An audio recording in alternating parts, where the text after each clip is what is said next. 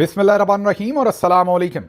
3 जुलाई पाकिस्तान में जुमे की रात Asim Munir de facto form 47 military राज डे 216। आज की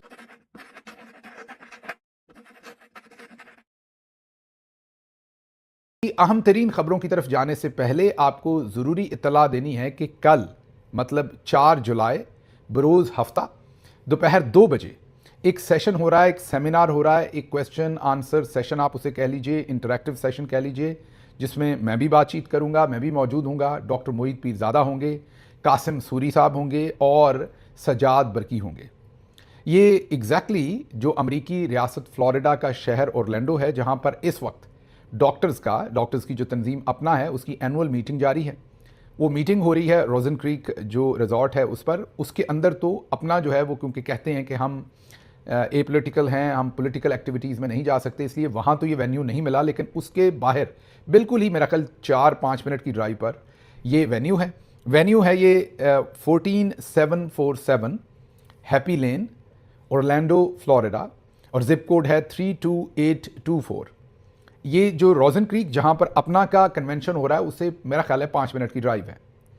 ये जो एड्रेस है इस पर जाने के लिए आप ज़ाहिर है खुद से भी तशरीफ़ ला सकते हैं। उसके अलावा इस एड्रेस पे जाने के लिए अगर आप रोजन क्रीक पर हैं, मतलब अपना के कन्वेंशन पे हैं, तो कल तकरीबन 1 बजे के करीब जो है वो बसें जाना शुरू होंगी। मेरा ख्याल 12:45 पे पहली बस जाएगी और उसके बाद 2 बजे तक ये बसेज यहाँ से जाती रहेंगी, शटल्स जो आपको लेकर इस इवेंट पर आ जाएगी और इसी तरीके से आपको वापस भी उतार देगी।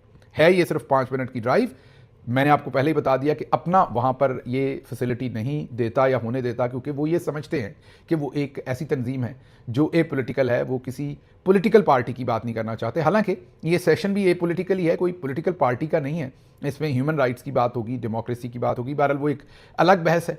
तो कल हफ्ते वाले दिन ये 2 बजे सेशन है, ज़ाहिर मेरा ख्याल 2:30 बजे तक ये शुरू होगा।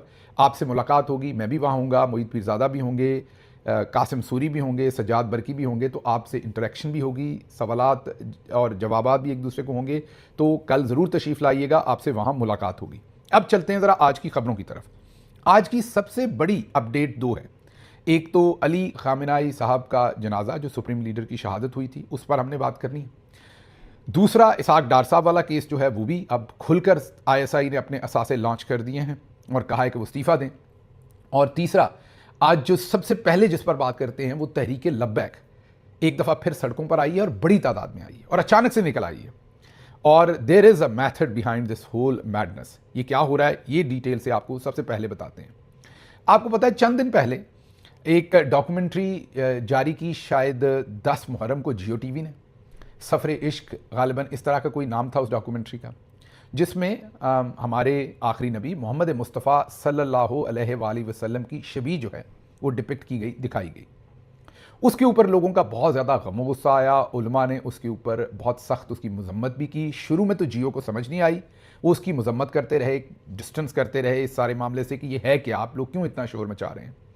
जियो ज़रा थोड़ा अपने आप को एक लिबरल चैनल कहता है और कई दफ़ा पहले भी, याद कीजिए एक अदाकारा की शादी पर, मुझे अब एग्जैक्टली याद नहीं किसकी शादी थी, उसमें ज़ोहरा की शादी, मीन जो आले बैत का घराना है उससे रिलेटेड एक, आप ये कहिए कि एक उसको आपने जो भी कहना है, एक मजहबी उसे एक शायरी कह लें, जो भी कहना है, वो ज़ोहरा की शादी, वो वाली चीज़ एक एक्ट्रेस की शादी के ऊपर वो चलाया गया जो अमूमी तौर पर अहले बैत के साथ रिलेट किया जाता है।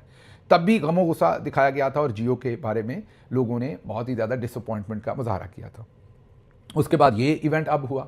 शुरू में तो जियो ने डिनाई किया, फिर जब जियो को अंदाज़ा हुआ कि ये तो काम बहुत ख़राब हो गया और इससे मजहबी अकायद लोगों के मजरूह हुए हैं, तो हम पर तो बहुत कहीं काम ख़राब ना हो जाए, तो फिर मुलाकात हुई।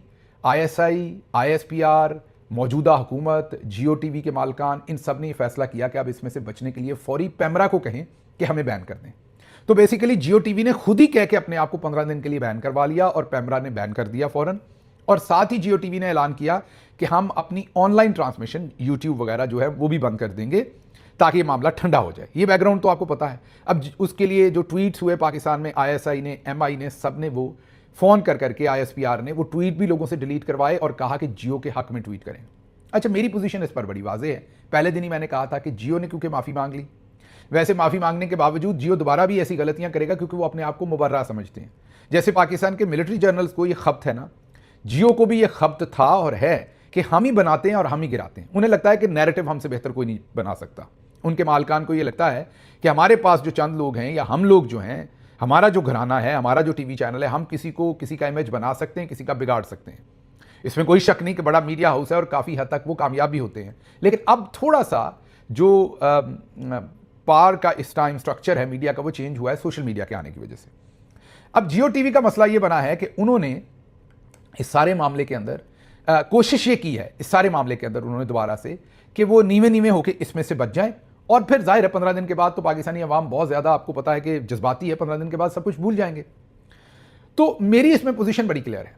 जियो ने, मैंने आपको पहले कहा कि मेरी बहुत रिजर्वेशंस भी हैं जियो के बारे में। जियो एक तरफ वुमेन एम्पावरमेंट का अपना इमेज हमेशा रखता है। आप देखेंगे शादिब खानज़ादा ख़वातीन के राइट्स की बात करेंगे, जियो के बहुत सारे और लोग ख़वातीन की एम्पावरमेंट, वुमेन राइट्स, इस तरह की चीज़ों को उजागर करेंगे। वहाँ इनका इंटरेस्ट ये है कि बहुत सारी मगरबी NGOs और इदारे जो हैं उस पर बड़ा पैसा लगाते हैं। Jio is one of the biggest beneficiary of that funding, और जो भी कैंपेन्स आप कहें उसके, ये वाली सारी कैंपेन्स करके। जियो के जो ओनर हैं बहुत ही one of the smartest guy I know in Pakistani media, इसमें कोई शक नहीं है। वो जियो के जो ओनर हैं मीर इब्राहिम साहब, वो है वन ऑफ द स्मार्टेस्ट। मैंने क्योंकि सभी से डील किया हुआ है तो मैं ये कहूँगा कि ही इज़ स्मार्ट।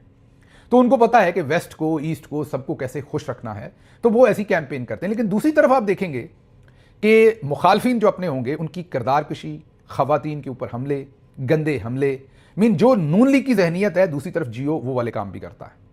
हमेशा लोगों की कैरेक्टर असैसिनेशन भी आप जियो को करते देखेंगे। लेकिन कमाल उनका ये कि अपने ऊपर ये छींटा नहीं पड़ने देते, रहते वो वुमेन एम्पावरमेंट वाला चैनल है, लेकिन सबसे ज्यादा औरतों की तहकीर करने वाला चैनल भी यही है। इद्दत और निकाह पर पूरी ट्रांसमिशन रन की गई, जियो ने लीड की, वो गंद और गलाजत फैलाई। इन सब रिजर्वेशंस के बावजूद मैं ईमानदारी से ये समझता हूं कि ये गलती जियो ने जानबूझ के नहीं की, उनसे हो गई और उन्होंने इस पर माफी मांग ली, गैर मशरूत माफी मांग ली। तो अब मामले को आगे चलाया जाए, इस पे उलमा कराम अपना किरदार अदा करें और माफी तलाफी करें, और मामले को मजीद नफरत को हवा नहीं देनी चाहिए, मजहबी तौर पर फतवे नहीं देने चाहिए। मैं पूरी ईमानदारी से समझता हूं, और जियो के मामले को दरगुजर करनी चाहिए जब उन्होंने अनकंडीशनल माफी मांग ली। ये अलग मैं स्टेट करता हूं कि जियो कभी बंदे का पुत्र नहीं बनेगा, वो जो उनकी कैरेक्टर असैसिनेशन कैंपेन है आइंदा भी वो करेंगे। लेकिन इस वाले मामले पे मजहबी मामला है तो इसको आप सभी को दरगुजर करनी चाहिए। ये मेरी पोजीशन है जो मैं बरकरार रखूंगा इंशाल्लाह, उनसे तमाम तर रिजर्वेशंस होने के बावजूद, उनकी तमाम तर ज्यादतियों के बावजूद। अब आगे बढ़ते हैं। अब हुआ ये कि जियो के ये मामला थोड़ा सा दब गया था, हफ्ता पुराना मामला है और अब दब गया था। आज अचानक से वो तहरीक लब्बैक जो ना साद रिजवी के ऊपर बाहर निकले, उनके लोगों को मुरीद के अंदर कत्लेआम किया गया, गोलियां मारी गई, बाहर नहीं निकले। कई कुछ और हो गया उस दौरान, आपके सामने इसराइल ईरान जंग हो गई, वो बाहर नहीं निकले, और बहुत कुछ हुआ इस सारे अरसे के दौरान। मजहब के बारे में भी हुआ, और तहरीक लब्बैक वाले बिल्कुल हाइबरनेट कर गए थे, कहीं आपको नजर नहीं आते थे, बल्कि हर दूसरे दिन एक कॉन्फ्रेंस आती थी, प्रेस कॉन्फ्रेंस, हमारा तहरीक लब्बैक से कोई लेना देना नहीं। आज अचानक से साद रिजवी भी नहीं है, अनस रिजवी भी नहीं है, उनकी रिहाई नहीं मांगी तहरीक लब्बैक ने, लेकिन उनको 14-15 हज़ार बंदा अचानक से जियो टीवी के खिलाफ निकल आया। अब मैंने आपको अपनी रिजर्वेशंस बता दी कि मैं जियो टीवी का जो किरदार है कैरेक्टर असैसिनेशन में, गंदे काम करने में, वो घटिया तरीन समझता हूं। उसके बावजूद इस चीज के ऊपर मैं ये जो सारी मुहिम अब जियो के खिलाफ चलाने की कोशिश की जा रही है, इस पर, इस मुहिम के साथ नहीं खड़ा हो सकता। वाज़े तौर पर पाकिस्तान के मिलिट्री जर्नल्स ने धागे खींचना शुरू कर दिए, जो हमने आपको बताया था कि जुलाई में खींचे जाएंगे। अगली खबरें भी आपको बताते हैं, उससे अंदाजा होगा। तो ये जो 14-15 हज़ार बंदा इकट्ठा होकर बाहर निकला है आज तहरीक लब्बैक का, अचानक से, कहीं से, अचानक से, जो किसी चीज के ऊपर नहीं निकले, वो जियो के मामले पर 7-8 दिन पुराने इशू पर आज 14-15 हज़ार तहरीक लब्बैक के लोग निकल आए, मुजाहरा कर दिया उन्होंने। तो जर्नल्स ने वो जो तहरीक लब्बैक, मैं पहले दिन से कह रहा हूं कि इनकी बनाई हुई, इनकी चलाई हुई है। जाहिर है उनके वर्कर्स को गुस्सा आएगा, मुझे गालियां भी देंगे सुन के, क्योंकि उनके जो आम वर्कर हैं वो तो आम पाकिस्तानी है, वो मोहम्मद मुस्तफ़ा सल्लल्लाहु अलैहि वसल्लम पर अपनी जान भी छिड़कते हैं, वो उनकी नामूस की हिफाजत भी करना चाहते हैं, वो पाकिस्तानियत पे भी बिलीव करते हैं। उनको लगेगा कि गिल साहब हमें एजेंट कह के, नहीं, मैं आपको एजेंट नहीं कह रहा, आप तो मासूम है, आपके जो ऊपर अकाबरीन है वो जाहिर है मिलिट्री जर्नल्स के बंदे हैं। अनस रिजवी और साद रिजवी भी मेरे ख्याल में उन्हीं के पास हैं, और एक दिन वापस आ जाएंगे, लॉन्च कर दिए जाएंगे दोबारा से। उनकी ये जो जाहिर है जो कुछ आपके साथ हुआ मुरीद के में, आपको पता है मैंने आपके हक में आवाज़ उठाई और एहसान नहीं किया कोई, हक की आवाज़ वही थी, आपके साथ जुल्म हुआ। जो अभी उनको गायब किया गया है वो भी जुल्म है, वो भी नहीं होना चाहिए। लेकिन ये समझ लीजिए कि military generals are back in their dirty game. अब नून लीग की ठुकाई का वक्त हुआ चाहता है। अब नून लीग प्रो, मैंने एक दिन पहले भी आपको बताया था कि जियो असल में जर्नैली मीडिया नहीं है, ये नून लीगी मीडिया है। इस वक्त क्योंकि जनरल्स नून लीग के साथ खेल रहे हैं, मिलके एक दूसरे की गोद में बैठे हुए हैं, तो इसलिए जियो की भरपूर सपोर्ट है जर्नल्स को। जैसे ही नून और जर्नल्स अलग होंगे तो जियो अपना टिल्ट वाज़े तौर पर नून लीग की तरफ ले जाएगा। अब जर्नल्स को भी इसका पता है, तो उन्होंने एक तरफ नून लीग के नट कसना शुरू किए हैं, तो दूसरी तरफ जियो को भी तेल देना शुरू कर दिया है। तो ये आज तहरीक लब्बैक का अचानक बाहर आ जाना, किसी और इशू पे ना आना लेकिन इस पर आ जाना, अपने ताई बहुत कुछ कहता है कि इसके पीछे बहुत कुछ चल रहा है। अच्छा, अब आप में से कई कहते हैं गिल साहब छोटी बात किया करें, अब बात बहुत लंबी करते हैं, तो आपको ये बात समझनी होगी कि बहुत सारे लोग जो हैं, आप बहुत स्मार्ट होंगे, बहुत समझदार हैं, आपको बहुत जल्दी बात समझ आ जाती है, लेकिन बहुत सारे लोगों को बहुत डिटेल से उस चीज़ का पूरा जो कॉन्टेक्स्ट है वो बताना पड़ता है और फिर जाकर वो उस चीज़ पूरी को समझते हैं। आगे बढ़ते हैं। ये तो होगी पहली चीज़। दूसरी चीज़ ये है कि जो आपको मैंने कहा था कि हमने खामेनाई साहब के जनाजे पर भी बात करनी है, उसकी तरफ भी चलते हैं, लेकिन पहले ज़रा जो इसहाक डार साहब वाला मामला उस पर बात कर लें। आज अचानक से एक और जलथल हो गई। पहली जलथल तो ये हुई कि असिस्टेंट कमिश्नर रावलपिंडी, सुनते जाइएगा ज़रा, आपको लगेगा कोई पाकिस्तान के अंदर कोई मार्शल लॉ लग गया है, मतलब कोई तख्ता ही उल्ट गया है। ये ज़रा सुनिएगा। Assistant commissioner Rawalpindi Saddar Hakam Khan, deputy commissioner Rawalpindi Hassan Waqar Cheema, commissioner Rawalpindi Mohammad Aamir Khattak, additional deputy commissioner revenue Rawalpindi captain retired Shahryar Sharazi, CPO Rawalpindi Syed Khalid Mahmood Hamdani, इन सबको यकायक एकदम हटा दिया गया। इन सबको यकायक एकदम हटा दिया गया और इनकी जगह पर जो सबसे इसमें इंपॉर्टेंट पोजीशन है आज के रेफरेंस में, क्योंकि ये एफआईआर का टाइम चल रहा है, इसहाक डार साहब के नवासे पर जो गैंग रेप का केस बना है, उस रेफरेंस में इसको देखिए, तो सबसे इंपॉर्टेंट ये है कि जो हमदानी साहब हैं उनको हटा के जो सीपीओ थे उनकी जगह पर लगाया किसको है? DIG CTD Punjab Hassan Mushtaq Sukhera. ये कौन है? ये मुश्ताक सुखेरा साहब जो नून लीग के बहुत करीब रहे हैं, ये उनके साहबजादे हैं कहा जाता है, और उनको रावलपिंडी में सीपीओ लगाया गया। लग तो बेसिकली ये रहा है कि शायद मरियम नवाज गवर्नमेंट ने जो मिलिट्री बैक्ड, ये सारे लोग वहां बैठे हुए थे पिछले 3-4 साल से, मोहसिन नकवी के हैंड पिक्ड या मिलिट्री बैक्ड, उनको हटाया है और अपने जो लोग हैं या जिन पर उनका भी कंट्रोल हो उनको रावलपिंडी के अंदर मरियम नवाज ने लगाया है। लग ये रहा है कि जो ब्रिगेडियर साहब, जो सेक्टर कमांडर मरियम नवाज के बिल्कुल हुकूमती मामलात के ऊपर हावी हो गए थे, चढ़ दौड़े थे, वहां से मरियम नवाज ने थोड़ा पुश बैक किया है और अपनी स्पेस लेने की कोशिश की है। क्यों कोशिश की है ये आगे बताते हैं, आपको समझ आएगी। ये तो आपको पता है कि वो जो एफआईआर हुई वो चौधरी साहब ने पीछे से दलवाई।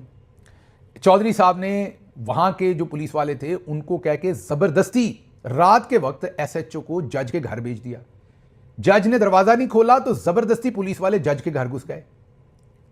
जज ने एसएचओ को कहा कि ये क्या तमीज है कि आप रात गए मेरे घर घुस गए, क्या तकलीफ है? उन्होंने कहा जी उनके बयान लें, वो जो खवातीन हैं, गोरियां हैं जो बाहर से गैर मुल्की खवातीन हैं, उनके आप बयान लें। बयान क्यों नहीं लेते आप?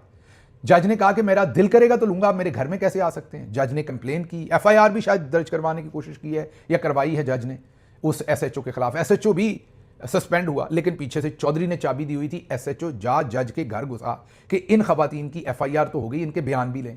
चौधरी साहब वाटर टाइट केस कर रहे थे। अच्छा, आगे भी बताते हैं आपको। ये तो आपको पता चल गया कि जज साहब के साथ भी ये हुआ। फिर पाकिस्तान के सारे मीडिया को आज आईएसआई की तरफ से खुसूसी तौर पर यह कहा गया कि फटे चुक दो, इसहाक डार का इस्तीफा मांगो।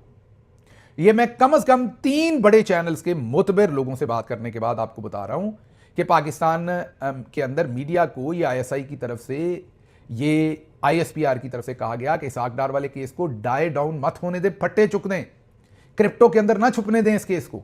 ये केस असल में गैंग रेप का है, चुक दें फटे, इसहाक डार का इस्तीफा मांगे। अच्छा, यही मामला नहीं रुका। फैसल वाडा, जो आपको पता है कि मिलिट्री एस्टेब्लिशमेंट के मरकजी, आप उन्हें तर्जुमान कहें, वो तब लॉन्च होते हैं जब जनरल साहबान डायरेक्टली आपसे हम कलाम होना चाहते हैं, लेकिन इतना डायरेक्टली भी नहीं, मतलब उनके तवस्सुत से। फैसल वाडा साहब ने आज एक ट्वीट किया और उन्होंने कहा कि ये जो सारा मामला है ये गैंग रेप का मामला है, इसको कारोबारी मामला बना के दबाने की कोशिश की जा रही है। ये मुल्क इस तरीके से नहीं चल सकता, एक ठेके के तौर पर, एक बदमाशी के तौर पर। इसहाक डार डिप्टी प्राइम मिनिस्टर भी हैं और फॉरेन मिनिस्टर भी हैं। उनकी इसमें इन्वॉल्वमेंट है, उन्हें फौरी तौर पर इस्तीफा देना चाहिए। ये गैंग रेप का केस है, इसमें वीज़ों में भी मुआवनत हुई है, सरकारी वसाइल का इस्तेमाल भी हुआ है। आप हमें बेवकूफ़ ना बनाएं, ये मामला मजीद अब ऐसा नहीं चलेगा, आप इस्तीफा दें। तो एक किस्म का आईएसआई के डीजीसी कह लें फैसल नसीर, जब फैसल वाडा बोलते हैं तो आप उन्हें फैसल नसीर ही समझिए, वो कह रहे हैं कि आप इस्तीफा दे दें इसहाक डार साहब, ये काम मजीद नहीं चलेगा। अब याद कीजिए, हमने आपको खबर दी थी कि इसहाक डार इजिप्ट से जाना चाहते थे, कायरो से स्विट्जरलैंड, और उनको डांट के कहा गया था कि वापस जाओ यहां से, यहां नहीं आना। फिर आपको ये एक और भी खबर दी थी कि इल्जाम है, क्लेम है, स्पेकुलेशन है, जाहिर है हमारे पास कागज तो नहीं है। इल्जाम है कि इसहाक डार साहब, एक कारोबारी ने इल्जाम लगाया कि उन्होंने मुझसे पैसे मांगे, और इसहाक डार साहब की बड़े चौधरी साहब जो हैं आसिम मुनीर साहब, उनके दफ्तर ने खिंचाई की कि आप क्या कर रहे हैं, क्योंकि उस बिजनेसमैन का मेरा ख्याल सारा मामला जो है वो बड़े चौधरी साहब के साथ ही डील होता था। तो ऑलरेडी, और जब आप इसहाक डार की बात करते हैं तो ये ज़हन में रखिएगा कि इसहाक डार एक्सटेंशन है नवाज शरीफ के इंटरेस्ट की इस गवर्नमेंट के अंदर। वो शहबाज शरीफ के ऊपर चेक एंड बैलेंस के लिए बिठाए हुए हैं।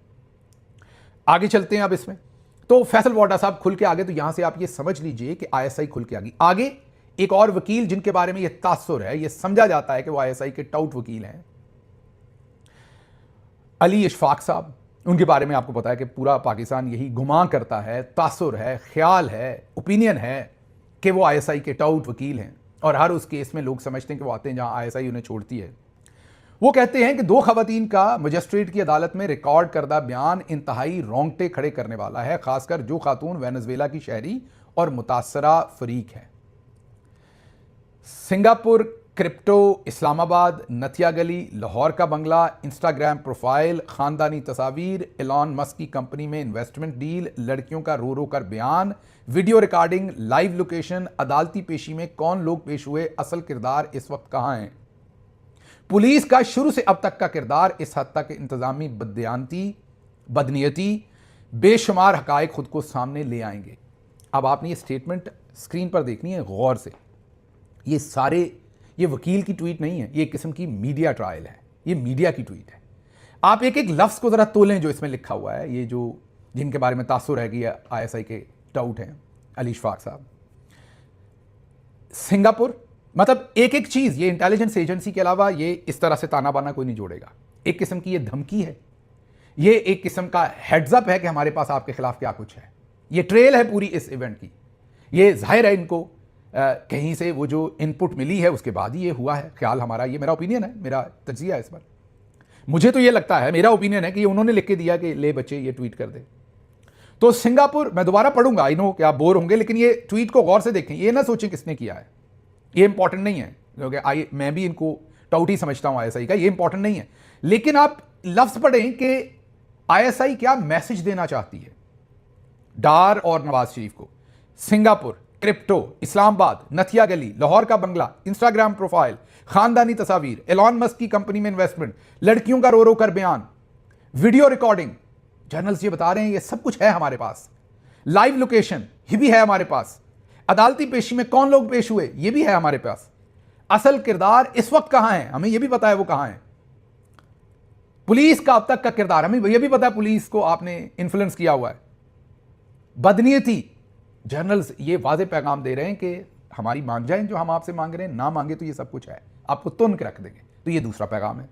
नजम सेठी साहब ने ज़रा डिफरेंट तज्जिया किया है। उन्होंने कहा कि लड़कियां जा चुकी हैं, केस तकरीबन ख़त्म है, को 5-6 महीने जेल के अंदर रखेंगे, उसके बाद छोड़ देंगे। मेरा ख्याल ये कि 6 महीने भी नहीं रहेंगे, थोड़ी देर रहेंगे, जर्नल्स को सौदा शौदा करेंगे, उन्हें गैंग रेप से क्या अनफॉर्चुनेटली 10,000 करें, हाफ फ्राई फुल फ्राई या नेफे में पिस्तौल तो गरीब के चलता है। इन्होंने बाहर आना ही आना है 2-3 महीने में, सिर्फ जर्नल्स के साथ सौदेबाजी होनी है कि किस हद तक होती है, जैसे ही होगी तो ये बाहर आ जाएंगे। सब सौदेबाजी के लिए इस्तेमाल हो रहा है। और नजम सेठी साहब का तज्जिया दुरुस्त है। 6 महीने थोड़े ज्यादा कह गए, शायद हो सकता है 6 महीने ही रहें, लेकिन उनका तज्जिया दुरुस्त है कि इसमें कुछ नहीं होना, ये आखिर पर डील ही होनी है।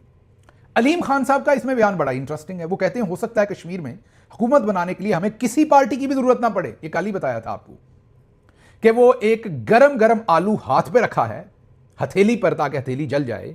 अलीम खान साहब वाला जो आलू है गरम करके नून लीग और पीपल्स पार्टी के, बल्कि आधा काट के नून लीग के हथेली पर रख दिया और आधा पीपल्स पार्टी के, और यह बताया है कि अगर आप बंदे के पुत्र ना बने तो कश्मीर हम दे देंगे तहरीक इस्तेहकाम को। और वो कह रहे हैं कि हो सकता है हमें किसी से इलाहाक करने की भी जरूरत ना पड़े। इस बयान को भी जरा पेंसिल कर लें अपने पास। फिर मुनीफ फारूक वो आए। अब जाहिर है किसी को, जर्नल्स हमेशा दोनों तरफ खेलते हैं ना। अब उन्होंने मैसेज किया होगा डार साहब को कि हम आपके साथ हैं। मैंने मुनीफ फारूक को अभी कहा है, मैं ये नहीं कह रहा ऐसा हुआ है, लेकिन ऐसा हो सकता है। मैंने मुनीफ फारूक को भी कहा है कि वो आपके हक में ट्वीट करे। ये देखें मुनीफ फारूक हमारा बंदा, आप और फिर ट्वीट भी भेजेंगे स्क्रीनशॉट लेके, देखिए हमने आपके हक में करवाया है। तो मुनीफ फारूक से को बातचीत करवाई कि इसहाक डार साहब तो बड़े अच्छे आदमी हैं, गलतफहमी हो गई को हो गया, उनसे ज़रा मामला थोड़ा नीचे करवाया। दूसरी तरफ फैसल वाडा को लॉन्च कर दिया। अमार मसूद साहब, उन्होंने कहा बच्चा 21 साल का भी छोटा है, गैंगरेप तो नहीं कर सकता ना बच्चा, मुसीबत कंफर्म। वो इस सारे मामले को माली मामला बना रहे हैं कि दुबई के अंदर कोई इन्वेस्टमेंट हुई जिसमें वो मुश्किल में फंस गया, वो इस तरह की। ये भी एक टाउट है, नून लीगी टाउट है। अमार मसूद आजकल जर्नैली टाउट भी हैं। उसके बाद मंसूर अली खान लौंडा लपाड़ा जी, उन्होंने भी डार खानदान की सफाइयाँ की। माजरत इस लफ्ज़ पे जो कहने लगा हूँ, हालांकि उनकी तौहीन है, वो भी बड़े इज़्ज़तदार लोग हैं। मरासी जो होते हैं ज़ाहिर है तंज़ो मजाक का काम करते हैं। ये सहाफ़त कम कर रहे हैं, मरासियों वाला काम ज़्यादा कर रहे हैं। आप फैक्ट्स यहाँ बताएं, आप डार खानदान के कसीदे बयान कर रहे हैं, कितने अच्छे हैं कितने बुरे हैं क्या हैं। लोग इस टाइम फैक्ट्स में, आप सहाफ़त कर रहे हैं तो फैक्ट्स हैं अपने। तो ये भी उनके इकबाल बुलंद कर रहे हैं, तो इनके भी तजिए देखने वाले हैं। तो नटशल ये है कि ये सब कुछ जो हमने आपको पहले मोमेंट बताया था जब ये खबर आई थी कि ये सब कुछ करवाया गया है, ISI करवा रही है, जर्नल्स इसके पीछे हैं। इसहाक डार साहब को चलें फ्राई तो नहीं बेक करने का प्रोग्राम बनाया गया है, और असल में ये नवाज शरीफ हैं, असल में ये मरियम नवाज हैं। कट इनटू साइज किया जा रहा है। उन्होंने पहला ये जो तबादले किए हैं रावलपिंडी वगैरह में, ये वापस पुश बैक करने की कोशिश की है। अब गेम स्टार्ट हो गई। आप ये कहिए कि रेसलिंग की वो जो गेम स्टार्ट हो जाती है, पंजे में पंजा अब फंस चुका है। अब देखते हैं आगे क्या बनता है। तो मामला शुरू हो गया। अच्छा, अब आप कहेंगे कि क्या वाकई हतमी तौर पर ये इनकी लड़ाई शदीद हो जाएगी? नहीं, लड़ाई असूलों वालों की होती है। दोनों साइड गंदे पर गंदे हैं, दोनों साइड्स, जर्नल्स भी और ये भी रज के करप्ट और गंदे पर गंदे हैं। इनके कौन से कोई असूल हैं? अगर सौदेबाजी हो गई तो ये लड़ाई सुबह खत्म हो जाएगी, सौदेबाजी ना हुई तो काम चलता रहेगा। तो इसलिए आने वाले दिनों में देखेंगे कि ये सब कुछ क्या बनता है। अच्छा, एक और टाउट छोड़े गए हसन अयूब साहब, और उन्होंने तो जो विक्टिम थे, ये रेप की विक्टिम है, उनकी तस्वीर ही जारी कर दी। ओके, ISI इसमें पूरा मसाला फेंकना चाहती है कि मामला रुके ना, हालांकि विक्टिम की तस्वीर, हमने ये चेहरे धुंधले किए, ये हमने किए, उन्होंने नहीं किए, उन्होंने धुंधले के बगैर ही जारी कर दी। तो विक्टिम्स की तस्वीर भी रेप की नहीं जारी की जाती, उन्होंने कर दी। तो ISI कहती है खींच के रखें। और अब अली इशफाक साहब, जिनके बारे में तासुर है कि वो ISI के टाउट हैं, उन्होंने तो बाकायदा ये भी इंफॉर्मेशन अंदर की दे दी कि बयान रिकॉर्ड हो चुका है। तो अब आप समझ रहे ना कि जरा सी आंच हल्की होती है ना, तो वो आपने देखा होगा ना, कई दफ़ा वो कढ़ाई बना रहे होते हैं तो ज़रा आपको महसूस करने के लिए उसमें पानी का छींटा फेंकते हैं तो ज़रा थोड़ा से फ्यूम्स, धुआं उड़ता है, शां की आवाज़ आती है एक दफ़ा जब वो पक रही होती है कढ़ाई, ताकि सारे बंदे महसूस हों कि ये क्या हो रहा है। तो ISI इस सारे मामले को नीचे नहीं जाने देना चाहती, वो ज़रा मसाला चुक के रखना चाहती है। तो वो जैसे ही मामला थोड़ा नीचे जाता है, उन्होंने मसाला डाल दिया। जैसे जियो वाला मामला नीचे गया, उसमें उन्होंने लब्बैक वाला मसाला फिर ऐड कर दिया। तो ये सारी चीज़ों को जोड़ के पढ़ें तो आपको नजर आएगा कि there is something fishy cooking in are going on. आगे चलते हैं जी। अली खामनाई साहब के जनाजे पर पूरी दुनिया से 99 ममालिक से अकाबरीन जो है वो पहुंच रहे हैं। पाकिस्तान से इसहाक डार, मोहसिन नकवी, आसिम मुनीर, शहबाज शरीफ, अयाज सादक, अताउल्लाह तारड़, बिलावल भुट्टो, मुराद अली शाह, नैयर बुखारी और बहुत सारे सहाफ़ी, बहुत सारे लोग जो हैं जहाज़ भर के वहाँ पर गए हैं। 100 ममालिक के मंदूबीन या 99 ममालिक के मंदूबीन जो हैं वो शामिल होंगे इसमें। उनकी नमाज जनाजा के लिए उनके जिस्द खाकी को तेहरान में मुंतकिल कर दिया गया है, आवाम के सामने रख दिया गया है। उसके बाद वो तेहरान, फिर कुम, फिर नजफ़ और फिर करबला में भी लेकर जाया जाएगा इराक़ के अंदर, और उनकी मैयत को, और उसके बाद मशहद में उन्हें सुपुर्द खाक किया जाएगा। जनाजे में 1 करोड़ से ज़ायद अफराद की शिरकत मुतवक्के है। ज़ाहिर है ईरान के लिए एक बहुत ही मेजर ये सिचुएशन है। पूरी दुनिया में उनको प्यार करने वाले, चाहने वाले लोग जो हैं वो गम व गुस्से में भी हैं और गम में भी हैं। तो एक तरफ ये जनाजे की तकरीबात जो चल रही हैं, फिर ईरान ने यह भी कहा कि अगर जनाजे पर हमला किया गया तो हम बहुत सख्त रिएक्ट करेंगे, रिएक्शन देंगे। तो इसमें जो भी अपडेट हुई वो आपको बताएंगे। इसमें एक जो मेजर अपडेट है वो ये है कि अनएक्सपेक्टेड अराइवल हुआ सऊदी अरेबिया के डिप्टी फॉरेन मिनिस्टर का एट द फ्यूनरल सेरेमनी जो हो रही है। इसमें सऊदी अरब जो है वो गेस्ट लिस्ट में नहीं था। ओमान और कतर का नाम था डेलीगेशन का, लेकिन सऊदी अरब के डेलीगेशन का नहीं था। लेकिन उसके बावजूद सऊदी अरब पहुंचा। बहुत उम्दा काम किया सऊदी अरब ने, मेरे ख्याल में बहुत ही मैच्योर उन्होंने ये एक्ट किया है, और इससे जाहिर है आने वाले दिनों में उनको अपने मरासम गहरे करने का बहुत अच्छा मौका मिलेगा। आखिर पर अलीमा खानम साहबा का बहुत इंपॉर्टेंट बयान।